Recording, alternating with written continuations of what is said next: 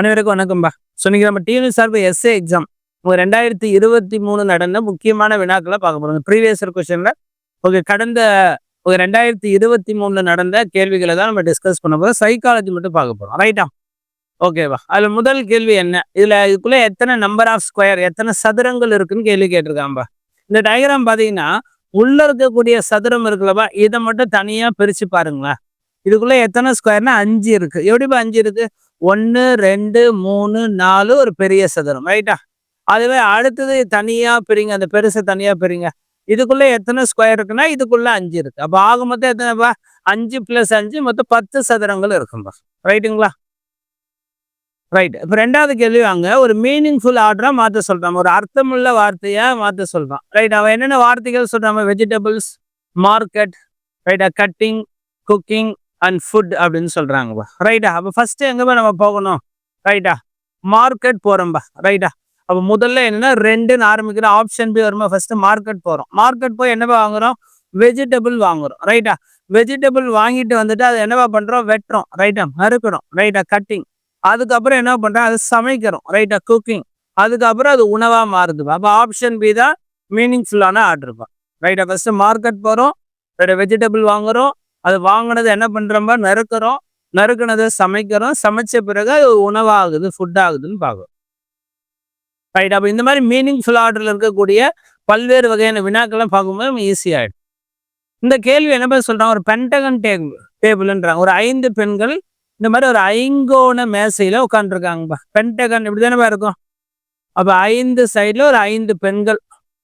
ரைட்டாப்பா? இந்த மாதிரி ஃபேஸ் பண்ண மாதிரி இருக்காங்கப்பா. இந்த ஆரோ மார்க் போட்டா என்ன ஈஸினாப்பா, லெஃப்ட் ரைட்டை ஒரு கிளாரிட்டியா நம்ம புரிஞ்சுக்கலாம். அதுக்கு தான் ஆரோ மார்க் போட்டிருக்கு. ரைட்டா?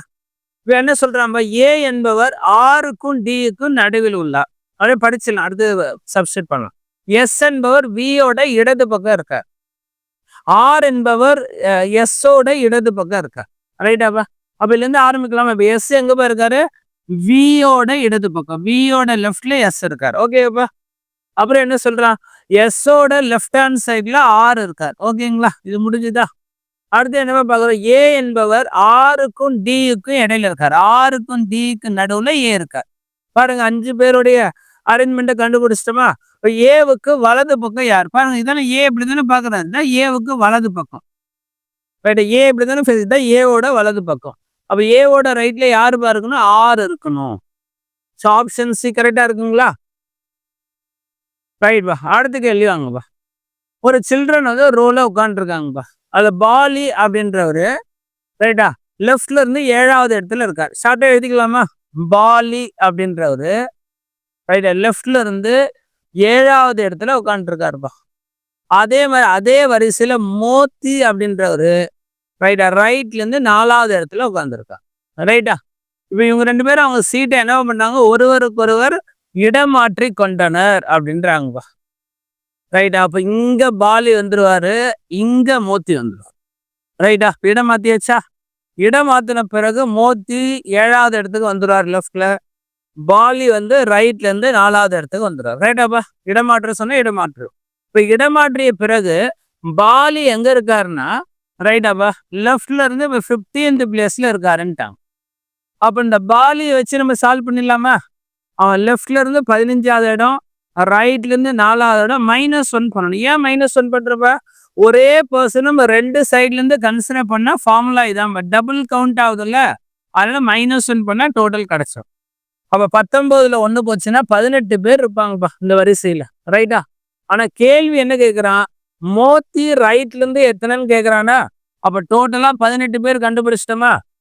அப்போ மோத்தி வந்து லெஃப்ட்ல இருந்து 7வது இடத்துல இருக்காரு, ரைட்ல இருந்து எத்தனாவது இடம்? அதே ஃபார்முலா அப்ளை பண்ணுங்க. சால்வ் பண்ணா 7ல 1 போச்சுன்னா 6, 12ல 6 போச்சுன்னா என்னப்பா இருக்கும்? அப்போ 12வது இடத்துல இருப்பாருப்பா. இல்லைன்னா சிம்பிளா இப்படியே சொல்லிக்கலாமா? 15 + 4 19. பாலியோட பொசிஷன் அதுன்னு இருக்கு.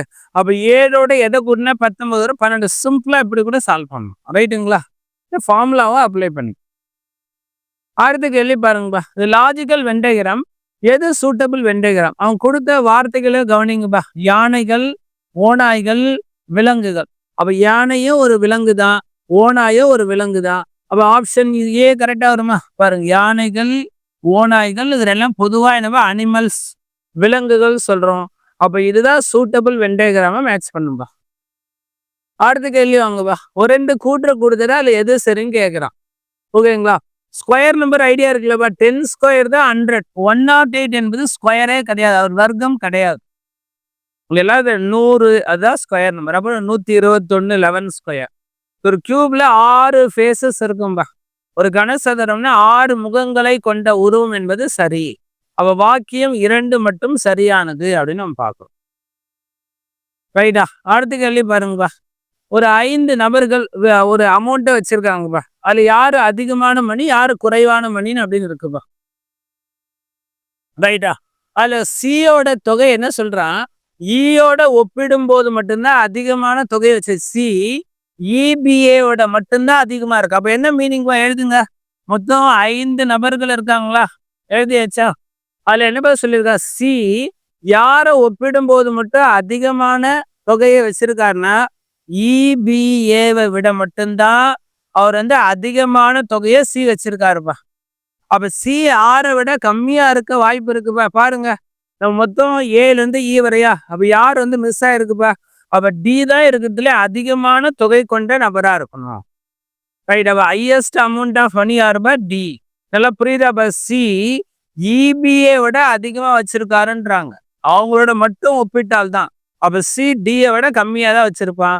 அதிக தொகை கொண்ட நபர் யாரு அப்படின்னா டி தான். அடுத்த கேள்விக்கு வாங்கப்பா. இல்ல ரமேஷ் என்பவர் ஃபர்ஸ்ட் நார்த் நோக்கி போறாருப்பா. இப்ப நார்த்னா எதுனப்பா? First direction வரைஞ்சிருங்கப்பா. இது நார்த்து, இது சவுத்து, இது ஈஸ்ட், இது வெஸ்ட். ரைட்டாப்பா? ஃபர்ஸ்ட் அவர் நார்த் நோக்கி போறாருப்பா. ரைட்டா? அங்கிருந்து டேர்ன் ரைட், வலது பக்கம் அப்படின்னா ஈஸ்ட் டைரக்ஷன்ல போறாரு. ரைட்டா? அங்கிருந்து மீண்டும் லெஃப்ட், லெஃப்ட்னா என்னப்பா? மீண்டும் நார்த் டைரக்ஷன்ல போயிருக்காரு. ரைட்டா? இப்ப ஃபைனலா அவர் எந்த திசையை நோக்கி அவர் போறாரு அப்படின்னா வடக்கு நோக்கி தான் போறாரு. பாருங்க, ரமேஷ் என்பவர் வடக்கு நோக்கி போறாரா? சிறிது தூரம் பயணித்து வலதுபுறம் போறாரா? அங்கிருந்து திரும்பி சிறிது தூரம் எப்படியா போறாரு? ஒரு இடதுபுறம் எடுக்கிறார். கரெக்டா? அப்ப இடதுபுறம் திரும்பி பயணித்தா அவர் எதை நோக்கி போறாருவா? ஃபைனலா வடக்கு, ஃபேசிங் நார்த்ன்னு சொல்ல வரும். ரைட்டா? சிம்பிளா தான் இருக்கு இந்த கொஸ்டின். அடுத்த கேள்வி பாருங்கப்பா. 2 நம்பரை ஆட் பண்ணா 14. அதே 2 நம்பருக்குள்ள டிஃபரன்ஸ் என்னவா? 10. அப்போ இதுல இருந்து 2x கிடைச்சிருமா? அந்த ஒய் அடிச்சிடலாமா? ரைட்? அப்ப 14 + 10 24. எக்ஸ் 12பா. அப்ப எக்ஸ் 12னா இதை எடுத்து சப்ஸ்டிட் பண்ணா ஒய்யோட வேல்யூ நமக்கு என்னவா கிடைச்சிரும்? ஓகேங்களா? ஒய்யோட வேல்யூ நம்ம சால்வ் பண்ணிடலாமா? அப்போ 12 + 2 தான் 14பா. ரைட்டா? அவன் கொஸ்டின் என்னப்பா கேட்குறான், 2 எண்களை பெருக்கினால் என்ன கிடைக்கும்? 12 2 24 கிடைக்கும்பா. ரைட்பா? அடுத்த கேள்வி வாங்கப்பா. இதை ஹோல் ஸ்கொயர் பண்ணா என்னப்பா இருக்கும்? இது எப்படி பார்க்கலாம்? 9 ஸ்கொயர் பண்ணா 9 ஸ்கொயர், ஏ ஸ்கொயரை ஸ்கொயர் பண்ணா a⁴, பிஏ ஸ்கொயர் பண்ணா பி ஸ்கொயர். கரெக்டாப்பா? அப்போ ஆப்ஷன் ஏ சரியா இருக்கா? அப்படியே ஹோல் ஸ்கொயர் பண்ண சொல்ற, வர்க்கம் எடுக்க சொல்றான். அவ்வளவுதான். அடுத்த கேள்வி வாங்கப்பா. A cross B, A plus B. Okay, இது ரிலேஷன்ஷிப்பா சொல்லிட்டான்பா. இதுல என்ன சொல்றான், M is the nephew of N. நெஃப்யூனா என்னப்பா? எம் என்பவர் என்னின் சகோதரனின் மகன் அப்படின்னு சொல்றான். அப்ப இந்த உறவை வர மாதிரி எந்த ஆப்ஷன் செட் ஆகுது பார்க்கலாமா? ஃபர்ஸ்ட் பிளஸ்னா என்ன படிங்கப்பா. ஆப்ஷன் ஏ வச்சு செக் பண்ணலாமா? இது பிளஸ் அப்புறம் கிராஸ், தனித்தனியா படிங்க. பிளஸ்னா என்ன, கிராஸ்னா என்ன படிக்கலாமா? பிளஸ்னா என்னப்பா சொல்ற? ஃபாதர்.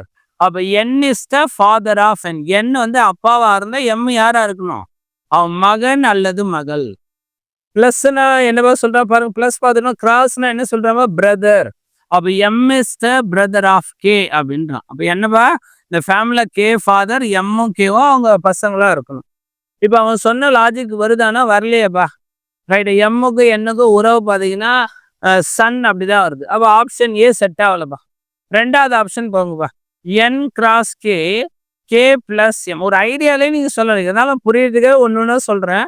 கிராஸ்னா என்னப்பா சொல்றேன்? பிரதர். அப்ப என் இஸ் பிரதர் ஆஃப் கே. என் என்பவர் கேயின் சகோதரன். எழுதியாச்சா? பிளஸ்னா என்னப்பா சொல்றான்? ஃபாதர். அப்ப கே இஸ் ஃபாதர்னா எம் அவங்க பையனா இருக்கணும், பொண்ணா இருக்கணும். இப்ப இது லாஜிக் பாருங்க, கரெக்டா இருக்கா பாருங்க அவங்க சொன்னது. ஓகேங்களா. எம் இஸ் நெஃப்யூ ஆஃப் என், இது வரலாம் இல்லப்பா. எம் என்பவர் என்னுடைய சகோதரன் மகன், இது வாய்ப்பு இருக்குப்பா. ஆனா இது ஆனா பெண்ணான்னு சொல்லலை, அதுதான் பிரச்சனை. இப்போ எம் யாரா இருக்கணும்? ஓகே, என்னோட பிரதருடைய சன்னா இருக்க வாய்ப்பு இருக்குல்லவா. அப்போ ஆப்ஷன் பி வாய்ப்பு இருக்கு, ரைட்டா. இருந்தாலும் சியை நம்ம செக் பண்ணிக்கலாம், ரைட்டா. இப்போ எம் கிராஸ் கே, கிராஸ்னா என்ன சொல்றான்? பிரதர். அப்போ M is brother of K, முடிஞ்சுதா. அடுத்து பிளஸ்னா என்ன சொல்றோம்? ஃபாதர். அப்போ K is father of N. இப்போ சொல்லுங்கப்பா, அவன் சொன்ன லாஜிக் என்ன? எம் என்னோட சித்தப்பா அப்படின்னு சொல்லு. சித்தப்பா பெரியப்பா, இங்கிலீஷ்ல அங்கிள்னு சொல்லுங்க. அப்போ பிரதர் சன் வராதுப்பா, தப்புப்பா. லாஸ்டா இதையே செக் பண்ணிக்கலாமா? ஒரு ஐடியாவுக்கு பார்த்துருமா. கிராஸ்னா என்ன, பிளஸ்னா என்ன, ரைட்டா. கிராஸ்னா என்னப்பா? K is brother of M, ரைட்டா. பிளஸ்னா என்னப்பா சொல்றான்? M is father of N. அப்போ என்னப்பா ரிலேஷன்ஷிப் வந்துடும்? கே இஸ், ஓகேங்களா, கே வந்து என்னோட சித்தப்பா, அப்படிதான் ரிலேஷன்ஷிப், ரைட்டா. அப்போ லாஜிக் வரலப்பா. அப்போ ஆன்சர் பி தான்பா ரைட்டு, ரைட்டா. ஆப்ஷன் பி தான் வாய்ப்பு இருக்குப்பா. ரைட் பா, நன்றி வணக்கம். அடுத்த பகுதியில் சந்திப்போம்.